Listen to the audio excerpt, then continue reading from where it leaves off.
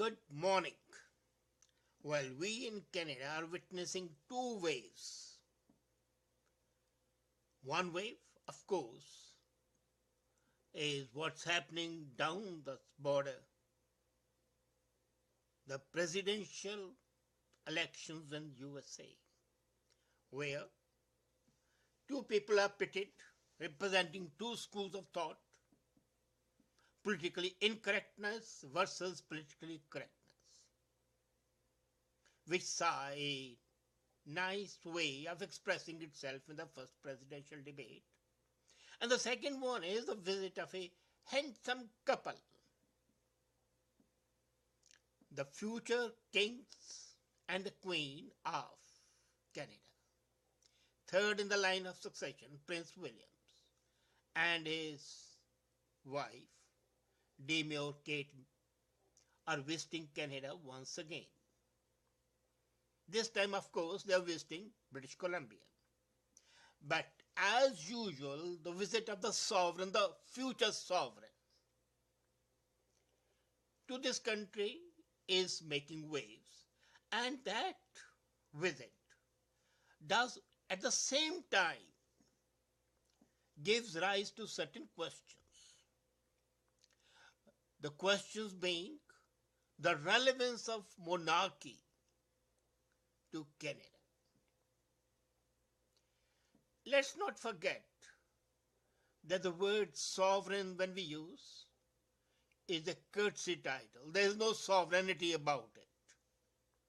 The head of the state in most of the democratic countries, unless they are presidential forms of government like USA, are mostly in name for ceremonial purpose, for the purpose of giving dinners, banquets, receiving guests, and going around. It's more a sinecure.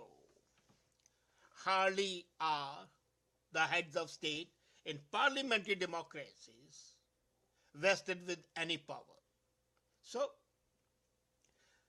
this raises the question, should Canada keep its umbilical cord still intact, or should it cut it? You see, yesterday, Prince William and Kate were used by the federal government to establish a link with the indigenous native Canadians. The Canadians who have been harassed, the Canadians who have been exploited, the Canadians who were the real Canadians and not the immigrants in this actual sense of the term. The people who were dispossessed, the people who were thrown out of their hearths and homes by the invaders. They came in the shape of invaders and then exploited, left to live like subhuman beings, put in reservations as you put the animals in reservations. And naturally the resentment built over centuries has made them withdrawn, has made them suspect, has made them suspicious of all moves, whatever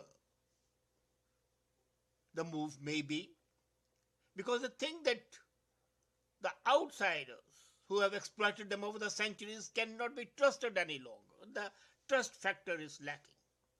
Now the government wanted to use the visit of Prince William as a healing touch. A meeting was called, and the Grand Chief of the First Nations refused to go there. He called it a charade, which it is.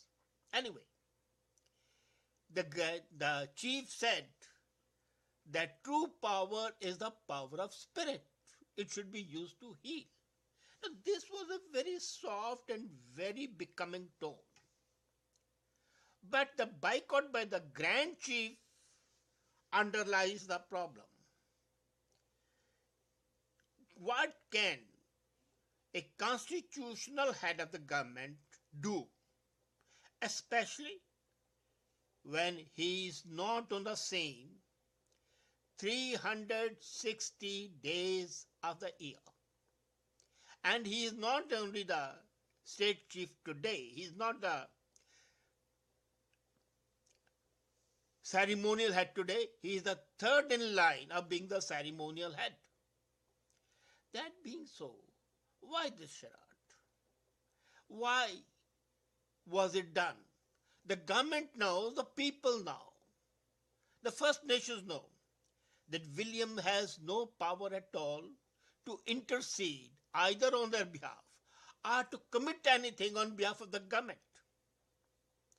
If it was a queen, the presence of the Queen Elizabeth herself, could have been some semblance of reality, because Queen can speak as a descendant of King George, who signed the order and the proclamation for dispossessing these real Canadians.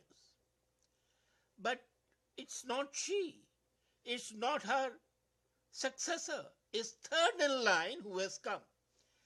I have nothing against Prince William. He's a handsome man, he's a smart guy and quite becoming.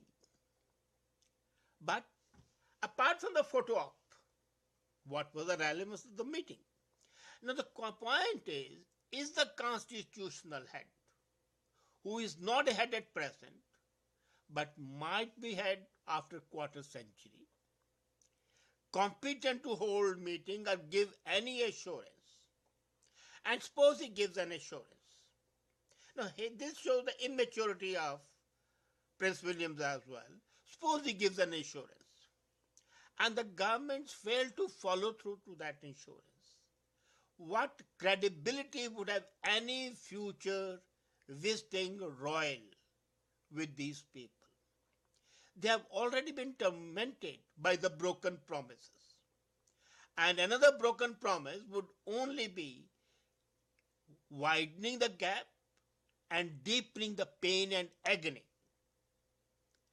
Now, we have been discussing and we have been witnessing in this country quite a rage against monarchy. I have nothing against monarchy. As a matter of fact, I feel at times that it might be a better system, especially constitutional monarchy, because that provides a link that is unbroken when the elected governments come and go. But then the absentee monarchy is like an absentee landlord. The link is there when the king is here. If the Queen of England is by courtesy Queen of Canada, and she doesn't reside here, she comes here once in 4 years, 5 years, then what sort of queen she is, even as a titular queen? But in case she is here, makes Ottawa her home, and visits England, say once in 3 years, that would be something. But that's not going to happen. Now, when the heads of state visit, then they visit for some purpose, and the purpose is to enhance the growth of relationship to countries. Here it's the head of the state, or the future head of state visiting, and not visiting another country, he is visiting his own country. Now this is where there is a confusion, there's a dichotomy. The dichotomy is that we are treating him as the head of state, which he is not. He would be after a quarter century, or even later, if Queen Elizabeth keeps on living and her son, Prince Charles, who becomes King Charles, lives equally well. I wish them both a very long life still.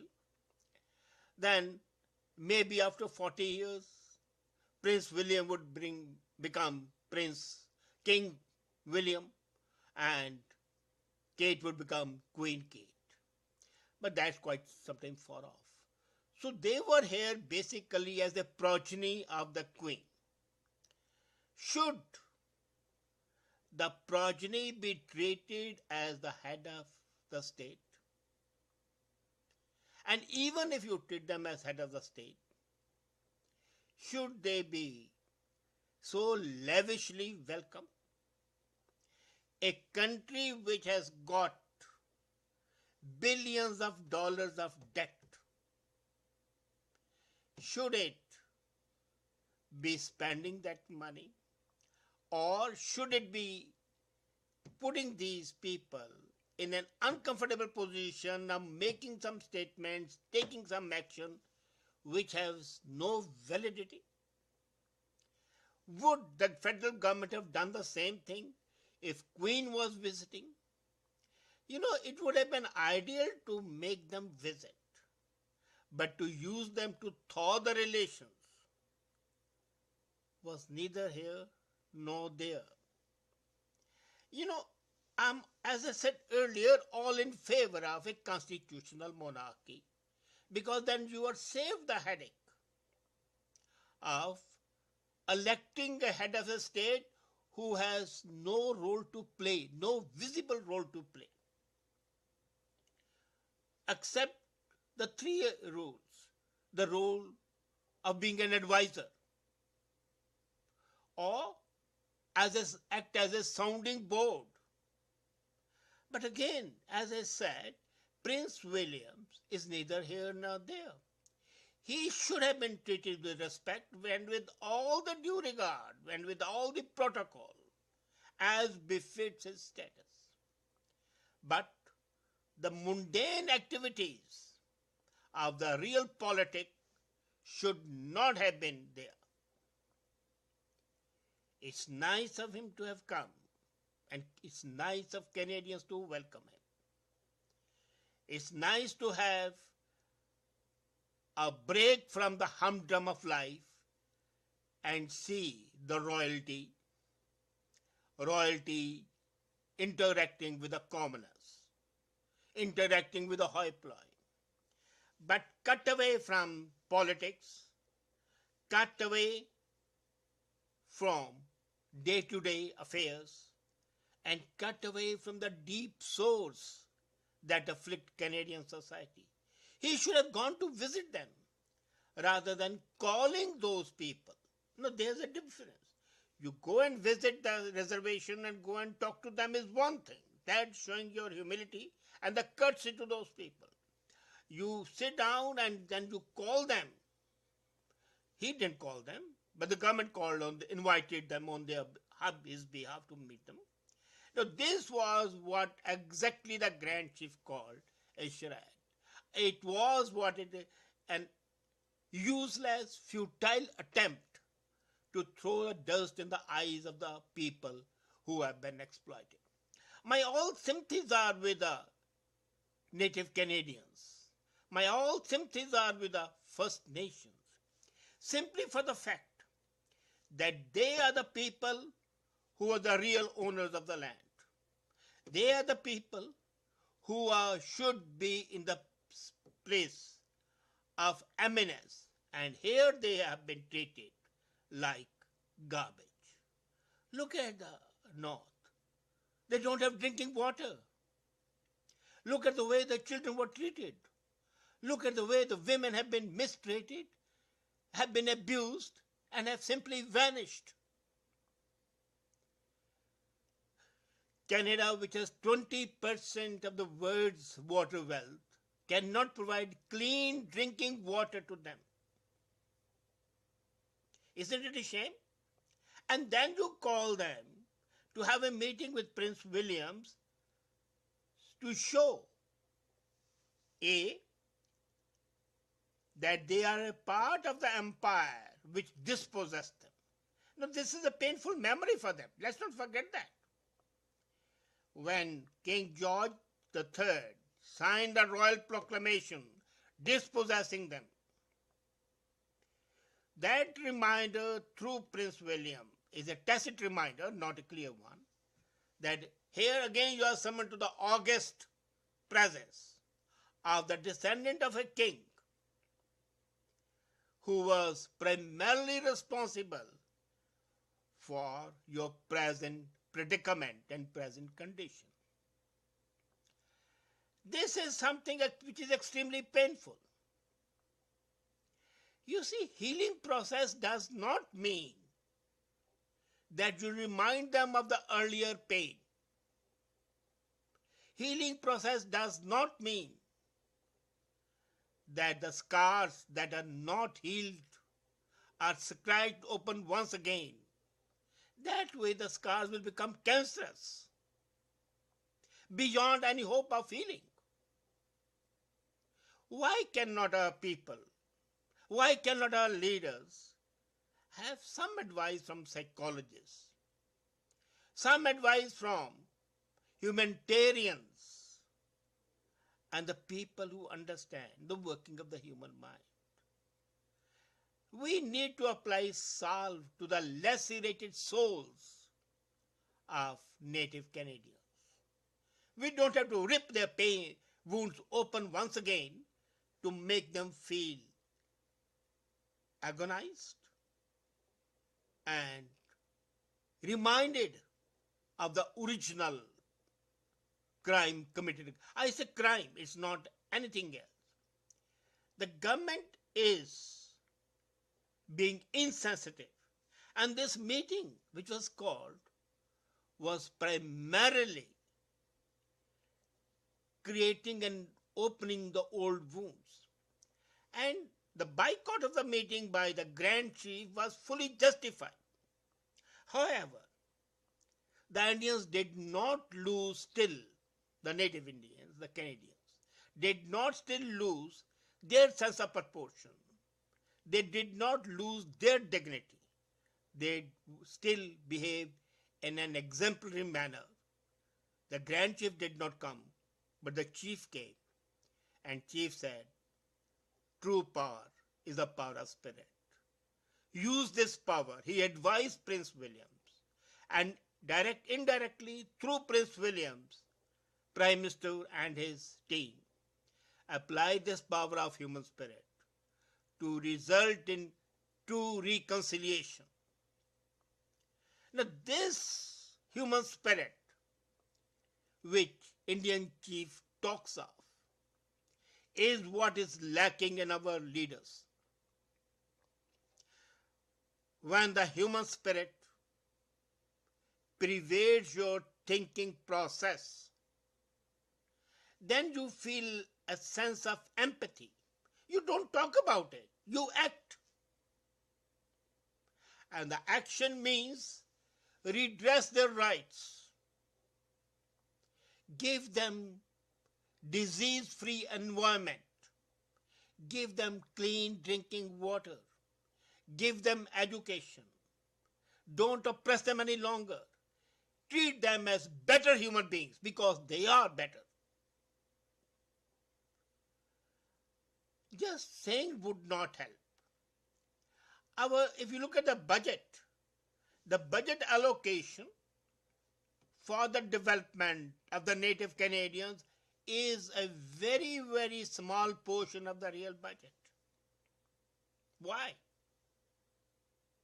And then why no progress in a process of integration? Integration would not mean that they leave their customary style. We pride ourselves on being multicultural. Why cannot we value the culture of the native Canadians, the real culture of this country? The moving spirit, the healthy spirit, the human spirit needs to conquer all the pain, all the disappointment, and heal all the injuries. That is the need. Thank you, Grand Chief, and thank you, Chief, for showing at least to Prince Williams that he may be relevant or irrelevant, but at least if he is honest, he can convey this sense of the prevailing human spirit that ought to rule the conduct of our leaders. Thank you.